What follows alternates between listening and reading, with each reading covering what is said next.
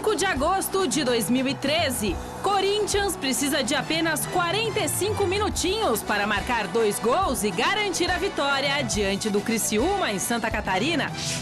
Corinthians ganha do Criciúma, mas perde Pato e Sheik para enfrentar o Santos na Vila. Em mais uma grande atuação do Mago Valdívia, o Palmeiras passa pelo Bragantino e segue na liderança do Campeonato Brasileiro da Série B. São Paulo vence o Benfica, conquista a Copa Eusébio e acaba com um jejum de 14 jogos sem vitória. Santos desembarca em São Paulo e foge da torcida, deixando o aeroporto de Guarulhos por saída alternativa. Tem também um show de gols pelo Brasil e no mundo. Meninas da Seleção Brasileira de Vôlei vencem os Estados Unidos e fecham a primeira etapa do Grand Prix com 3 vitórias. Atenção, passageiros, com destino ao melhor programa esportivo da televisão brasileira, o Gazeta Esportiva já está no ar. Olá, olá, boa noite. O Gazeta Esportiva começa falando do Corinthians, que nem precisou fazer muita força para marcar 2 gols no primeiro tempo e garantir uma importante vitória diante do Criciúma em Santa Catarina. O resultado deixa o Timão na 7ª colocação com 17 pontos e a apenas 2 do G4. Veja os gols. Jogando de azul, o Corinthians foi ao sul do país visitar o Criciúma e logo aos 10 minutos de jogo, Renato Augusto fez grande jogada e bateu colocado sem chance para o goleiro. Golaço! 1-0.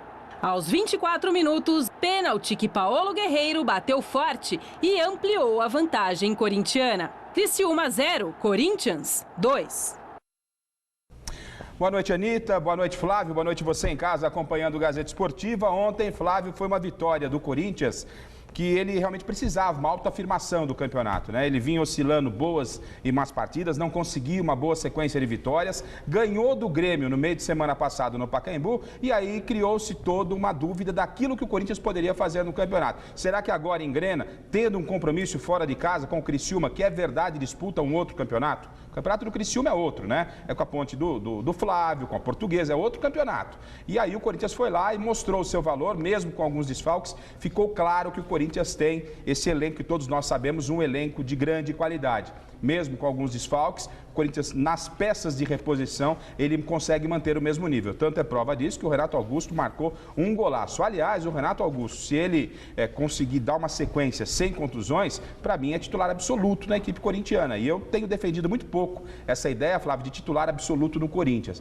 Principalmente no campeonato longo. É preciso você ter um bom grupo. Não joga um, joga outro para você manter a qualidade. Mas o que o Renato está jogando é realmente o fino da bola. E ontem acompanhava, obviamente, no Mesa Redonda, você dizendo, né, alguns entenderam como exagero, de que o Corinthians é questão de mais 5 rodadas, vai para a ponta e ninguém pega mais, é difícil alguém bater o Corinthians. Entendo que o Corinthians ele tem essa boa possibilidade de atingir aquilo que você colocava. Talvez o Botafogo, ele tem um bom time, mas não tem um elenco para brigar no campeonato. Talvez o Internacional e o Cruzeiro possam ali complicar um pouco para o Corinthians, mas nesse campeonato, que é longo, que carece de um elenco grande, o Corinthians realmente é o grande favorito. Não sei se vai chegar a ser essa baba que você falava ontem no Mesa, colocou até em questão com os convidados.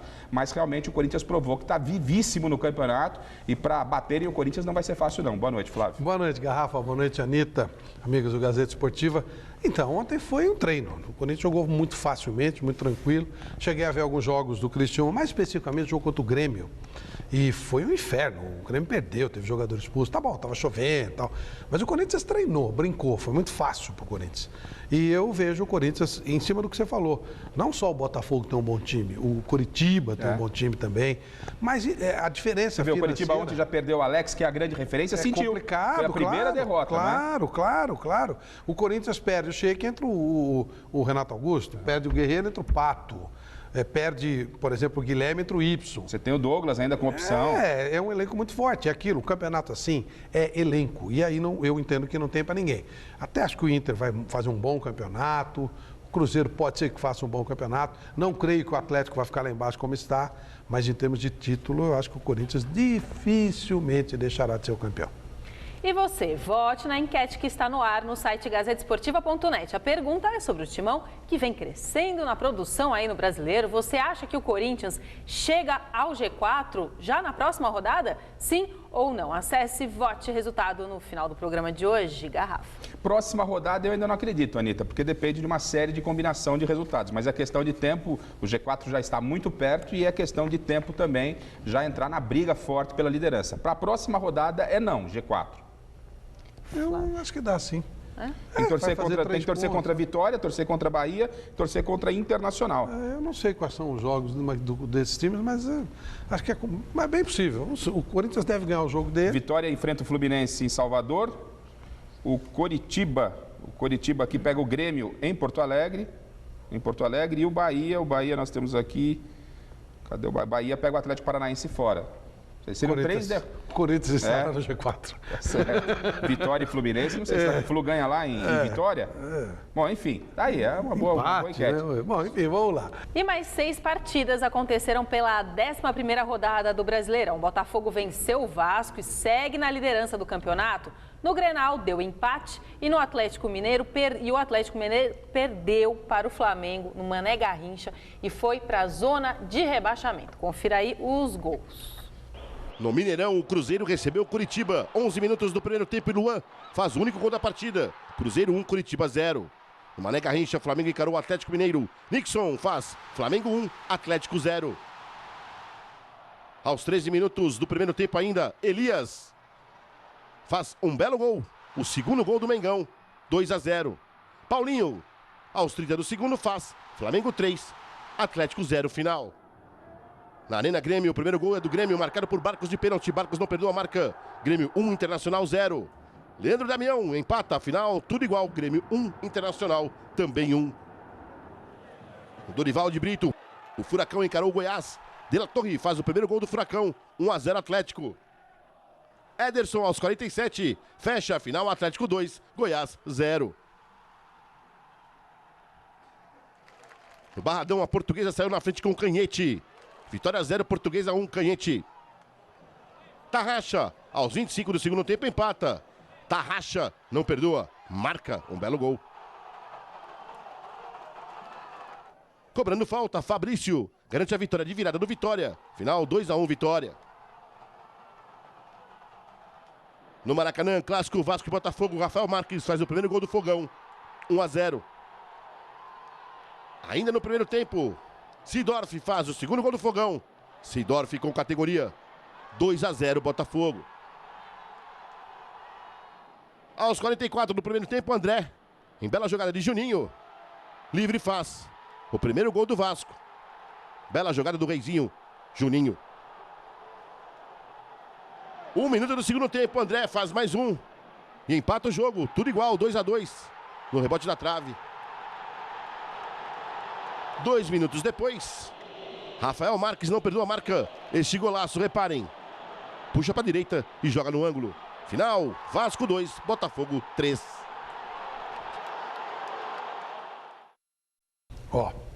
Portuguesa e Vitória. Essa vitória de 2-1 do Vitória é um absurdo. Se fosse boxe, a Portuguesa ganhava por nocaute. Só a Portuguesa perde um jogo desse. Vocês não acreditam. A Portuguesa foi muito melhor que o Vitória. Mas muito. Aquela coisa assim, sabe? Tipo Santos e Barcelona. E perdeu o jogo. É incrível. Olha, meu caro amigo Guto Ferreira, não é só competência não, tem que rezar bastante também, viu? E a macaquinha, hein, do Flávio Prado, recebeu o atual campeão brasileiro, no Moisés Lucarelli, viu o Fred perder mais um pênalti, o ex-pontepretano Gum marcar contra o clube e perdia até os minutos finais, quando o artilheiro William marcou o gol que garantiu a equipe campineira fora da zona do rebaixamento. Felipe, Wagner, bela bola dentro da área, sobe, cruzou, olha a cabeçada no poste, é gol. Gol de Gum! Camisa 3 para o time do Fluminense, na bola caindo juntinho do poste esquerdo. Ela ainda bateu na mão do goleiro, bateu no poste e entrou. Tá lá, Gum faz. Fluminense 1-0, 5 minutos desta segunda fase de partida.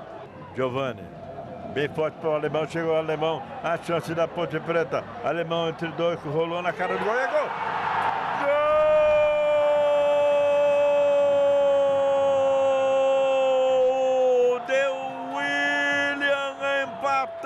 Empatando com 40 minutos e meio do segundo tempo. Grande jogada, grande passe lá na esquerda para o alemão que bate no peito, todo feliz da vida. Ponte Preta, Fluminense no Moisés Lucarelli. Com o empate em 1-1 aqui em Campinas, o técnico Vanderlei Luxemburgo ainda não sabe o que é perder no comando do Fluminense. Até agora foram 2 rodadas. A vitória contra o Cruzeiro e o empate contra a Ponte Preta. Mesmo assim, o time do Fluminense sai daqui do interior de São Paulo com um gostinho de poder ter vencido o jogo. O importante é que o Fluminense jogou um primeiro tempo não muito bom. No segundo tempo, nós conversamos no intervalo, corrigimos algumas coisas. O Fluminense teve propriedade de um time grande, como é o Fluminense. Então, gostei e eu acho que nós estamos no caminho certo. Era bom ganhar, a gente já ia encostar lá em cima, né? Mas não ganhou, o importante é também não perder, para manter o ânimo vivo da recuperação nossa. Esse time vai brigar por coisa boa. O time Fluminense é um time de muita qualidade, vai brigar por coisa boa. Vale destacar que este é o segundo jogo em que Fred perde uma penalidade máxima. Contra o Cruzeiro foi assim, e neste domingo contra a Ponte, ele perdeu outro. O Fred vai continuar batendo, tem experiência, e se no próximo jogo tiver pênalti, ele vai bater e daqui a pouco a bola vai entrar. O Luxemburgo está certo, vai dar moral para o seu atacante, o Fred vem de uma boa Copa das Confederações, Cuidado é jogador importante, mas... Cuidado com o que você fala. Tem presente do fã-clube do Fred aqui, cuidado.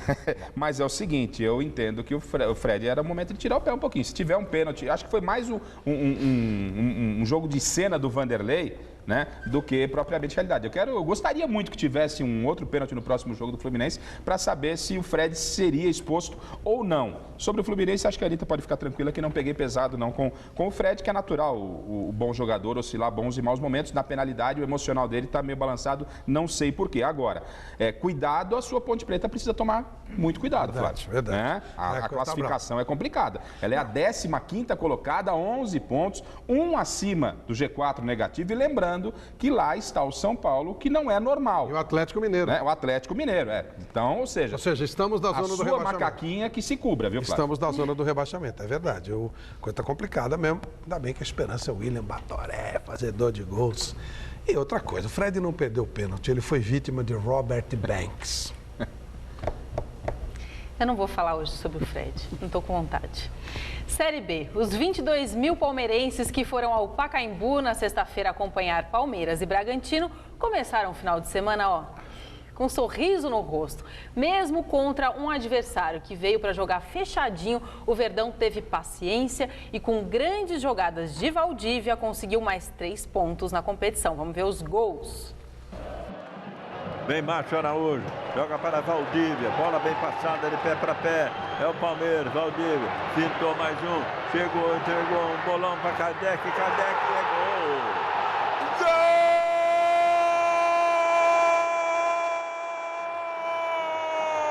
Gol! Bonito pela jogada toda que nasceu lá no campo do Palmeiras. Allan Kardec, 42 minutos.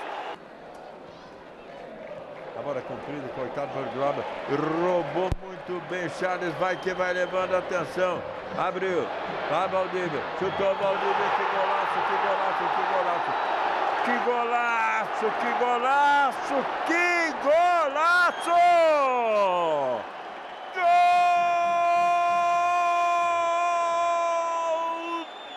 Palmeiras, outra troca de bola redondíssima do Verdão. São 43 minutos. É o segundo tempo. Fernando vai, chorou e é gol. Gol do Bragantino! Na marca de 43 minutos do segundo tempo, lá vai Dudu para o centro de campo com a bola. Bom, o Palmeiras está nadando de braçada, né? O Palmeiras, embora o Chapecoense possa superar o Palmeiras, ele tem 2 pontos a menos, um jogo a menos.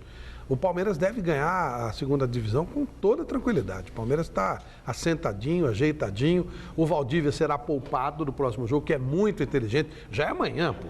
Então, acho que o Palmeiras acertou o pé, está com um belo time. E aquela história de elenco. Você olha o elenco do Palmeiras e compara com um dos outros times da Série B, não tem termos de comparação. Num jogo só, pode dar zebra. Num campeonato de turno e retorno com 38 jogos, não tem zebra possível. O momento é de parabenizar a diretoria do Palmeiras, né? Que pegou o time numa crise, teve que montar o elenco. No momento da pré-temporada, o Palmeiras iniciou um campeonato sem ter um elenco, montou um elenco dentro da competição, com muitos problemas, time na Série B, né? Com toda a história que tem o Palmeiras. E aí o presidente Paulo Nobre e o Brunoro conseguiram montar uma equipe, e não é uma equipe para a Série B, não. O Palmeiras está com visão, e não, para mim não é nenhuma novidade, se tratando de José Carlos Brunoro, né? O Palmeiras já está montando um time pensando no próximo ano, a montagem do próximo ano. Não montou um time único exclusivamente para a Série B. Então, montando um time para o próximo ano, o resultado é esse. A questão agora já fica, né, e tem gente nas redes sociais, em que rodada o Palmeiras confirma matematicamente, apesar do início do campeonato, está todo mundo sentindo que não tem por onde mesmo, em que rodada o Palmeiras volta à Série A? Quando vai conquistar o direito de ter o acesso da Série A? 34ª ou 35ª? Por aí, não tem, porque não tem para ninguém. E o mais importante, né? O mais importante é que fique esse legado para a próxima temporada. Diferentemente do que aconteceu esse ano, que a diretoria correu atrás, e aí eu repito, todos os elogios ao Paulo Nobre e também ao José Carlos Brunoro, o Palmeiras no próximo ano começa bem melhor, já começa com uma base muito boa. E sobre o Valdívia é isso, nunca ninguém aqui desconfiou da qualidade do Valdívia. A gente queria o Valdívia em campo. E o trabalho está sendo feito sério, o Valdívia está levando o trabalho a sério e o resultado vem dentro de campo. Não tem por que colocar o cara em campo amanhã mesmo na partida pela Série B. É preservar ele para próximos jogos. Bom, e com 2 gols relâmpagos, um aos 44 minutos do segundo tempo e outro aos 47, a Chapecoense venceu o Sport de virada na Ilha do Retiro e segue na cola do Palmeiras, que tem um jogo a mais e 2 pontos de vantagem na tabela de classificação. A rodada teve apenas um empate em 0-0 entre América de Natal e Boa Esporte. Em Itápolis, o Oeste perdeu do Asa por 2-1. América Mineiro e Ceará empataram em 2-2 no Estádio Independência e o Guaratinguetá recebeu o ABC e venceu por 3-1. Confira os gols. Ilha do Retiro, Marcos Aurélio cobra falta e faz Sport 1, Chapecoense 0. Aos 44 do segundo tempo, de pênalti, Bruno Rangel marca e empata o jogo, 1-1. Aos 47, de novo ele, Bruno Rangel. Ele recebe na área e faz o gol da virada do Chapecoense. Final, 2-1, Chapecoense. O São Caetano abriu o placar fora de casa contra o Icasa. Danilo Bueno, 1-0, azulão. Wagner Carioca cobra falta e faz um golaço. 2-0. E Leonardo desconta aos 6 do segundo tempo. 2-1, São Caetano. Neilson empata aos 29 do segundo tempo, tudo igual. Icasa 2, São Caetano também 2. E Tadeu de cabeça garante a virada do Icasa. Final, Icasa 3, São Caetano 2. O Joinville recebeu o Figueirense. Edgar Júnior faz o primeiro gol para a equipe da casa. Joinville 1-0. Tchô empata, tudo igual, 1-1. Marcelo Costa cobra pênalti e faz 2-1 Joinville. Lima, aos 30 do segundo tempo, garante a vitória do Joinville. 3-1 final. Na ressacada, o Avaí recebeu o Paysandu. Márcio Diogo de cabeça, Avaí 1-0. No segundo tempo, Luciano marca o segundo gol do Avaí. Um belo gol. Final, Avaí 2, Paysandu 0. Serra Dourada, o Atlético Goianiense recebeu o Paraná. Morales faz o primeiro, 1-0 Paraná. E Morales faz o segundo. Toca com categoria na saída do goleiro. Final, Atlético Goianiense 0, Paraná 2. Vôlei, as meninas da seleção brasileira começaram bem o Grand Prix. Nessa primeira etapa, realizada em Campinas, elas venceram os 3 jogos. Na sexta-feira, a equipe estreou com vitória diante da Polônia por 3-1. Sábado, o Brasil fez 3-2 na Rússia. E ontem foi vez da vitória diante dos Estados Unidos. Veja como foi o jogo na reportagem de Adriano Dolfi. Depois das vitórias sobre a Polônia e a Rússia, o Brasil tinha o desafio mais complicado na etapa de Campinas do Grand Prix, a seleção norte-americana, que levou o título nas últimas 3 edições. E o primeiro set foi uma amostra dessa dificuldade. Com muitas novidades em quadra, como Monique, Gabi e Camila Bright, o time brasileiro pagou pelos próprios erros. O time comandado pelo tricampeão olímpico Karshi Kirali fechou a parcial com muita folga, 25-17. A discussão com a arbitragem por causa das bolas rendeu um cartão amarelo ao técnico José Roberto Guimarães. E parece que isso mexeu com a equipe.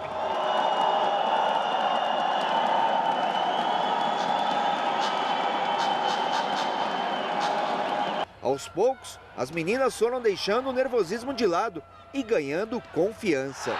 Destaque para a atuação de Fernanda Garay no segundo set, com o Brasil vencendo por 25-23. Os erros mudaram de lado. A intranquilidade passou para as norte-americanas. As brasileiras aproveitaram e fecharam o terceiro set em 25-18. Já com Sheila, Fabi e Fabiola em quadra, o filme se repetiu no quarto e último set.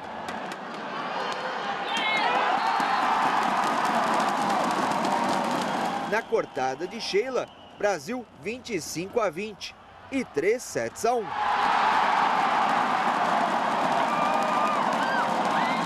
Eu estava realmente muito preocupado, principalmente com esse jogo, porque depois os outros times vão pegar algumas chaves tranquilas e nós estamos em 7º hoje na competição. Hoje a gente já pulou para frente, mas nós estávamos em 7 e realmente a preocupação era total, principalmente com esse resultado.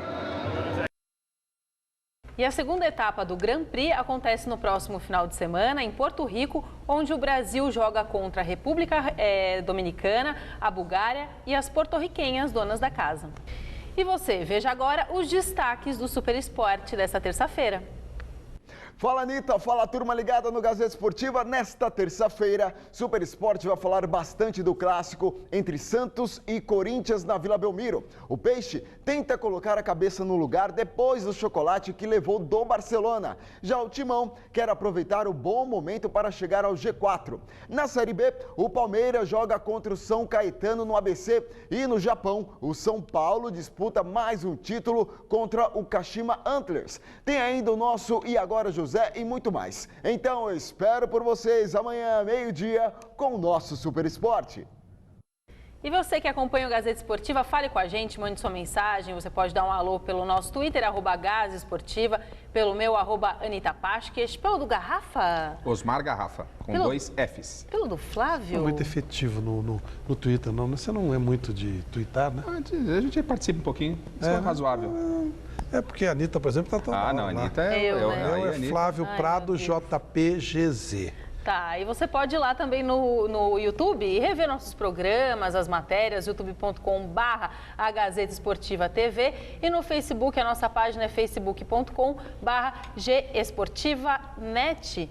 Algum recadinho, Garrafa? Sim, pro pessoal aqui no Twitter, o Hudson de Caraguatatuba, obrigado pelo carinho, pela audiência, e um beijo bem especial para a dona Lúcia Polito, né, que é palmeirense, sempre acompanha aqui o nosso Gazeta Esportiva. Ela é mamãe do professor Reinaldo Polito, está sempre acompanhando o Gazeta, o Mesa Redonda. Um beijão para a dona Lúcia Polito. E bem-vindo, né, o Garrafa, que vai ficar até 27 de fevereiro, cobrindo aí a licença maternidade do Celso, né? O Celso está grávido? Ele não te contou? É, coisa vai longe, vai longe. Eu agradeço. Ele falou que ia ficar de férias até dia 23 de fevereiro, 26 de fevereiro, é isso? Isso, Não isso. é férias, então? Depois eu te explico, Tá bom, Eduardo. Então. Eu não vou estar aqui nem para ver mais o Celso, porque a Michelle já vai ter voltado. Rápido intervalo no Gazeta Esportiva, daqui a pouco a discussão entre Marco Aurélio Cunha e Júlio Casares no programa Mesa Redonda. A chegada do Santos depois da surra em Barcelona. Valdívia será poupado contra o São Caetano e ainda... E tem ainda, o Corinthians volta para casa com mais uma vitória. Agora sem Pato e Sheik, pega o Santos na Vila.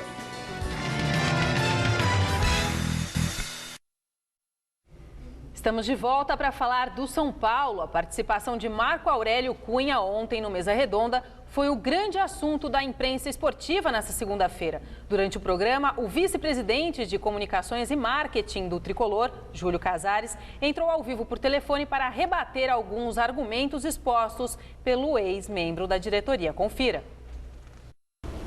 As pessoas que entraram por um portão lateral, há testemunhas, há filmes que me disseram que há, e houve realmente uma divergência, um bate-boca, onde quem é o mandatário deve se controlar.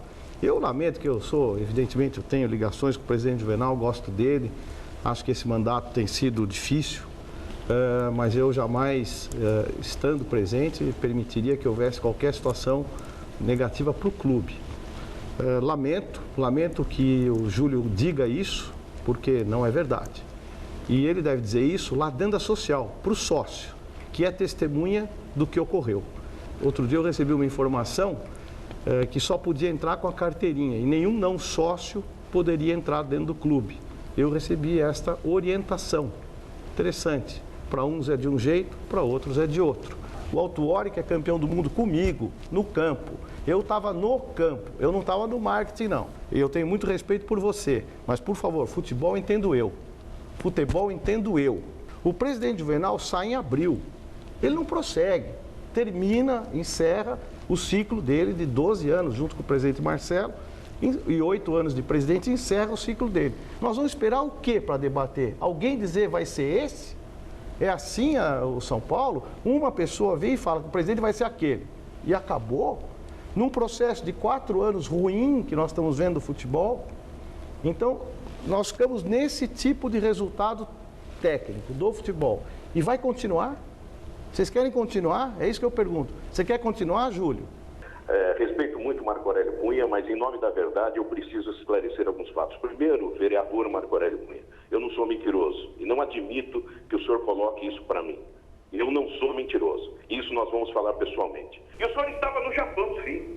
Títulos que nós comemoramos juntos. Mas o senhor estava lá como funcionário do clube. Funcionário remunerado. E qual é o problema? Bem remunerado, e um funcionário do clube vindo pelo São Paulo pelas mãos de Juvenal Juvencio. E o senhor falou que eu sou um homem de vendas, eu estou aberto a falar de futebol com o senhor a hora que quiser. Sim. Agora, não falte no Conselho Deliberativo. Eu não falto. O senhor é médico, sim. o senhor é vereador, eu gostaria de ouvir projetos, porque eu votei no senhor. O senhor veja no meu site. Eu quero ouvir projetos de lei no âmbito municipal. O senhor está mudando o foco da questão, porque o debate aqui é de futebol, é político do São Paulo. Agora, eu convido o senhor aí ao meu site, eu tenho um projeto premiado pela Assembleia. Mas porque o senhor não acompanha, o senhor não acompanha. Se o senhor acompanhar, o senhor vai ver... Eu votei no senhor, sim, é assim que o senhor trata o eleitor, eu votei no senhor. Ajude o São Paulo de forma voluntária. Eu ajudo. Não só de forma remunerada. Não, o senhor... Ajude o São Paulo de forma voluntária. Eu acho... Não só de forma remunerada. Isso... E respeite o Juvenal Juvencio. Eu respeito mais do que o senhor. Eu respeito mais do que o senhor, porque eu não puxo o saco dele. Eu não puxo o saco dele. Eu não sou, eu sou um dirigente. O meu filho é neto dele. Novamente. O meu filho é neto dele, nós temos uma relação de absoluto respeito e carinho. O fato de eu criticar, e eu respeito, qual foi o dia que eu desrespeitei? Eu sempre apoiei o senhor dentro de São Paulo. Agora o senhor me chamar de mentiroso? Não, a versão dos fatos, a versão do fato que o senhor colocou não é verdadeira. Não vai me chamar de mentiroso. Não, então diga aos sócios o que aconteceu. Diga aos sócios que houve provocação dos sócios. Diga aos sócios. O senhor foi eleito pelo sócio, assim como eu fui. Então o senhor vai dizer ao sócio que é mentira. Vamos falar no conselho. O senhor vai dizer ao sócio que é mentira. O seu voto é do sócio. Diga a ele que é mentira. Sempre, eu respeito o Diga ao sócio que é mentira o que aconteceu lá. E o senhor, como vereador, ficou submisso ao Poder Executivo e permitiu benesses públicas para o estádio do Itaquerão. Não é verdade, votei contra. O senhor permitiu. Portanto, vamos conversar em alto nível dentro do Conselho do São Paulo. Eu votei contra. Vamos votar o que o senhor quiser. Eu tinha 5 minutos, eu estendi um pouco. Se o senhor quiser, vamos fazer um debate juntos. Vamos fazer um debate juntos. Muito obrigado por tudo. Vamos fazer um debate juntos, Júlio Casares, ao vivo. No tempo oportuno. Não, agora. Vamos fazer a hora que você quiser. Vamos falar no Conselho Deliberativo. Onde você quiser. Mas na hora que for possível, nós vamos fazer fazer sim, no lugar e no horário que o senhor marcar. Perfeito. No lugar e no horário que o senhor marcar. Vamos fazer. Dentro do momento apropriado. Flávio Prado, muito obrigado. Fica em nome da verdade e eu respeito o doutor Marco Aurélio. Para a gente discutir agora, não me chame de mentiroso. Olha, foi uma repercussão imensa, muito obrigado pela grande audiência que o Mesa Redonda teve ontem, realmente uma enorme repercussão em toda a imprensa brasileira hoje. O mais importante disso é que os dois colocaram suas posições de maneira firme, respeitosa, agiram como homens, eles não se esconderam, os dois. Um colocou uma posição, outro colocou outra, um concordava, outro discordava, mas é uma coisa que poucos têm coragem de fazer hoje na mídia. As pessoas se escondem, mandam cartinha, mandam nota oficial, os dois foram e colocaram suas posições. Quero parabenizar tanto o Júlio Casares como o Marco Aurélio Cunha e, claro, o telespectador tira suas conclusões. Mas é algo que não se vê mais. Faltam homens com coragem para esse tipo de debate público, que tem que ser público sim. O São Paulo é muito grande, ele é enorme, ele significa demais. Tanto é que a repercussão foi imensa. Então eu parabenizo os dois pela coragem de se exporem, de colocarem as suas ideias, que a gente pode concordar ou não com um com o outro, coisa que pouquíssimas pessoas têm coragem de fazer nos dias de hoje. Eu vou na sua esteira, viu, Flávio? Eu concordo absolutamente com o que você disse ontem. A TV Gazeta, o Mesa Redonda ontem, cumpriu o seu papel jornalístico. Porque na semana retrasada o Júlio Casares estava aqui, na outra semana veio o Marco Aurélio Cunha, ontem o Casares sentiu que tinha algo a dizer dentro do que o Marco Aurélio havia colocado, o espaço foi aberto, ontem foi uma aula de jornalismo, a repercussão foi das maiores e eu me senti muito orgulhoso ontem em casa acompanhando o Mesa Redonda de fazer parte dessa equipe, porque, repito, jornalisticamente nós cumprimos o nosso papel. E nunca vi, desde que me conheço como gente que acompanha o futebol, o São Paulo tão exposto. O São Paulo tinha uma tradição de lavar a roupa suja internamente, mas eu estou com o Flávio, o momento é de abertura sim, o torcedor que está em casa, que está com o saco cheio de 14 jogos sem nenhuma vitória, precisa de uma resposta, e o São Paulo ontem, tanto o Júlio defendendo o seu lado, como o doutor Marco Aurélio o outro lado, colocando essas questões, e você em casa, São Paulino, e você telespectador, pôde ontem através do Mesa Redonda fazer uma avaliação, e fica aí o convite, doutor Marco Aurélio, seria muito interessante, não sei se no momento oportuno, como disse o Casares ou não, mas que as partes venham aqui na TV Gazeta, na Paulista 900, para exporem mais ideias e fazer o São Paulo ainda maior do que ele é. Estou muito satisfeito com o que aconteceu ontem aqui na TV Gazeta. Santos agora. O que era para ser um protesto acabou não dando em nada. Os jogadores do Santos desembarcaram em São Paulo no início da madrugada de sábado para domingo e por uma saída alternativa. Deixaram o aeroporto de Guarulhos, evitando a torcida que compareceu para protestar contra a goleada de 8-0 sofrida no amistoso com o Barcelona.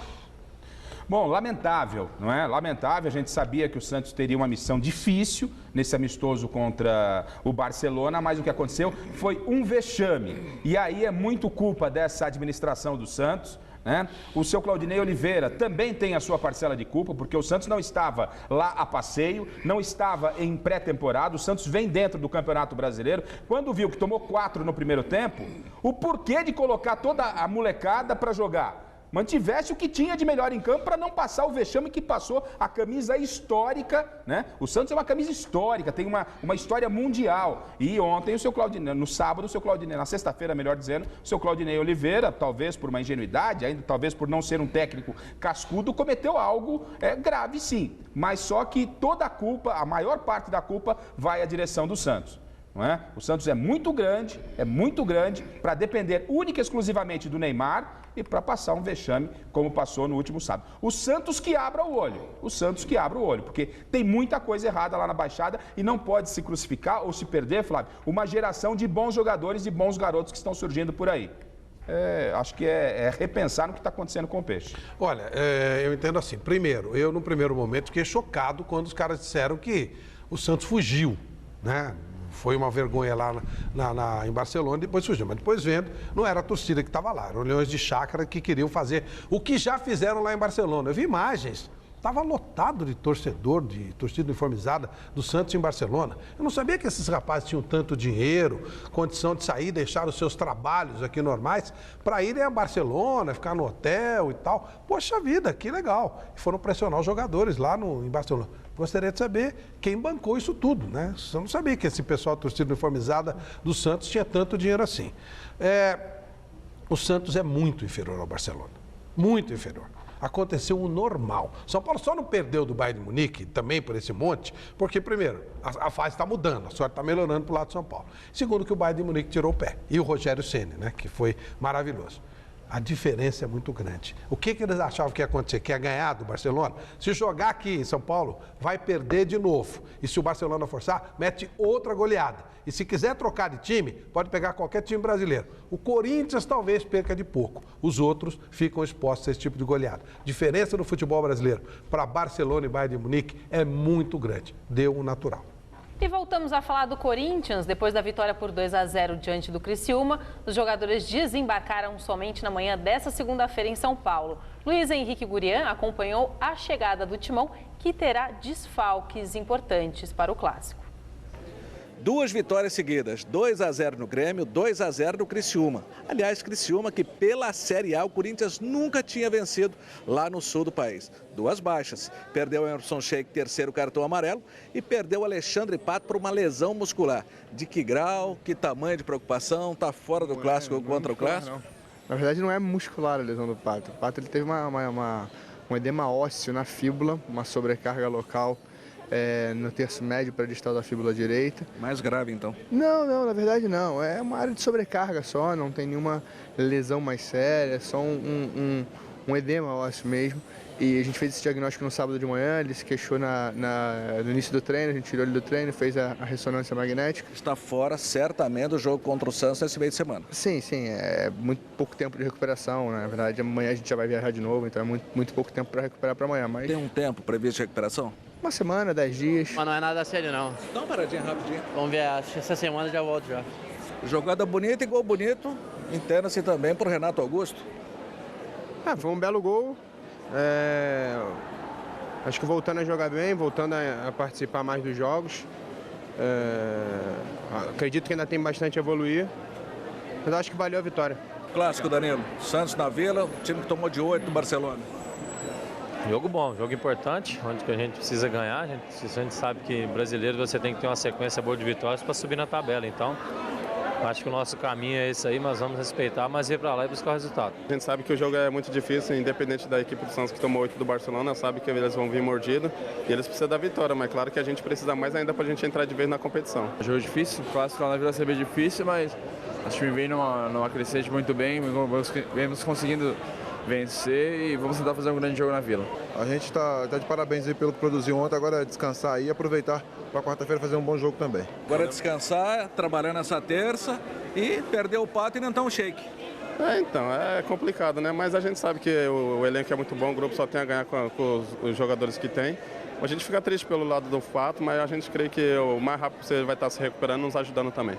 Ok, obrigado então, Ralf. Fechando assim o desembarque do Corinthians. Timão volta a trabalhar nesta terça. O time já deverá ser escalado, como dissemos, sem Alexandre Pato, lesão, e sem o Emerson Sheik, suspenso pelo terceiro cartão amarelo.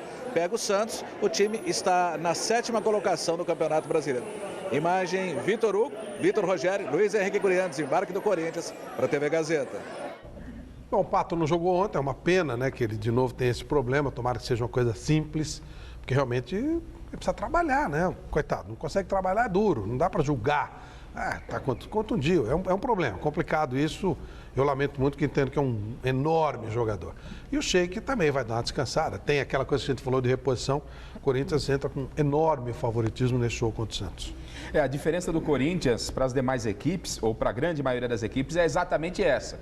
Quando vem uma notícia importante, né? Por exemplo, não tem o Pato e não tem o Emerson. Em qualquer outra equipe, esses dois jogadores fariam muita falta. No Corinthians, não, em função das peças de reposição. O Tite tem peças suficientes, tem esse jogo aí de meio de semana contra o Santos. É um clássico que vai pegar fogo, porque o Santos vem dessa traulitada de 8. O Corinthians precisa de uma autoafirmação. O jogo é no Caldeirão da Vila Belmiro. O clássico promete. O Tite não é bobo, né? O Corinthians que não durma no barulho do Santos ter levado de 8. Porque a garotada tem talento lá na Baixada, vai colocar a faca nos dentes e tentar complicar a vida do Corinthians. Então, espero um grande clássico lá na quarta-feira, na Baixada, na Vila Belmiro. Jogo complicado, mas o Corinthians, para mim, é o favorito. Só um detalhezinho, né? O Santos está tomando providência, está querendo derrubar o gerente de futebol, Ney Pandolfo.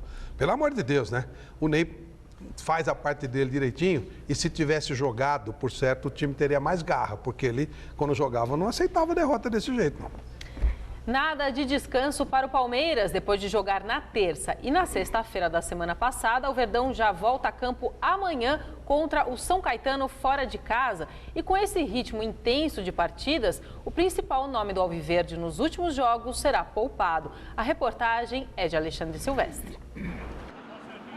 O técnico Gilson Kleina testou 2 formações no coletivo apronto para a partida contra o São Caetano, nessa terça-feira, no Anacleto Campanella pela Série B do Campeonato Brasileiro.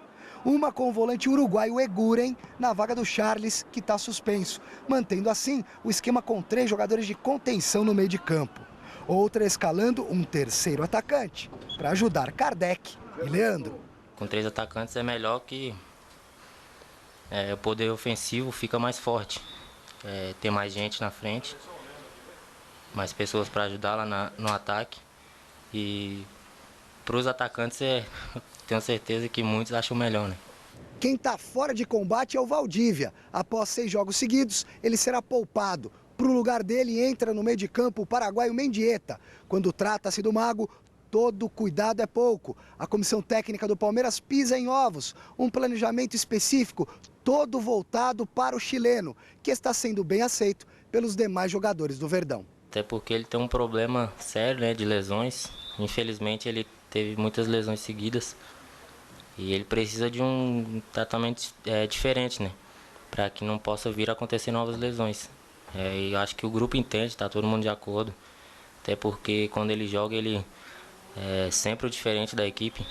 Está sempre decidindo os jogos. Então nós só temos a ganhar. E eu acho que ninguém quer quer perder ele por conta de uma lesão, né? Então acho que é de muita importância esse cuidado especial que estão tendo com ele. Futebol é engraçado, né? Esse Leandro, quando chegou, e até por uma razão óbvia, pelo que o Barcos havia feito no Palmeiras, quando ele deixou o Palmeiras, a torcida ficou muito triste, né? E de repente o ano está sendo muito melhor para o Leandro do que para o Barcos lá no Grêmio.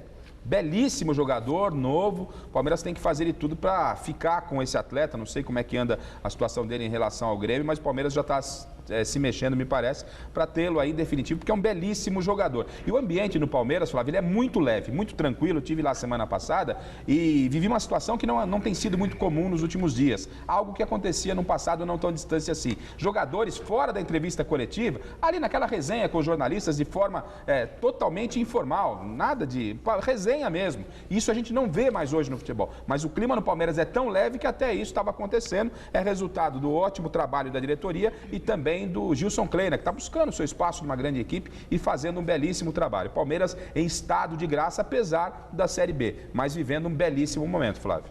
Muito legal, bom saber, porque são pessoas do bem. O Kleina é gente boa, o Feitosa é legal, o Paulo Nobre, o Brunoro nem se fala, né? O Brunoro é um querido amigo e a coisa está andando. É importante, sim, um ambiente saudável, gostoso, ao contrário do que se reclamava, né? Que o Palmeiras tinha espião, lembra que tinha aquele negócio todo e tal, agora acabou, agora está tudo em paz. E, às vezes, você precisa dar um passo para trás para dar 2 para frente. E o Palmeiras parece que está bem consciente disso. Poupar o Valdívia é questão de inteligência. E quem não tem inteligência não se dá bem no futebol. Resultado final da nossa enquete no site gazetesportiva.net. Você acha que o Corinthians chega ao G4 na próxima rodada? Sim ou não? Sim, por uma diferença pequena, 56,9%. O programa de hoje fica por aqui. A gente volta amanhã às 6 horas da tarde. Você fica agora com o Jornal da Gazeta. Um beijo, tchau. Até amanhã. Estaremos de volta. Tchau, tchau. Um abraço. Se as meninas do Leblon não olham mais pra mim, e volta e meia eu entro com meu carro pela contramão. Se eu tô alegre eu ponho os óculos e vejo tudo bem. Mas se eu tô triste eu tiro os óculos, eu não vejo ninguém. Que você não olha pra mim, diz o que é que eu tenho de mal. Que você não olha pra mim, traz eu só nem tenho cara legal. Oi, oi, oi, oi, oi.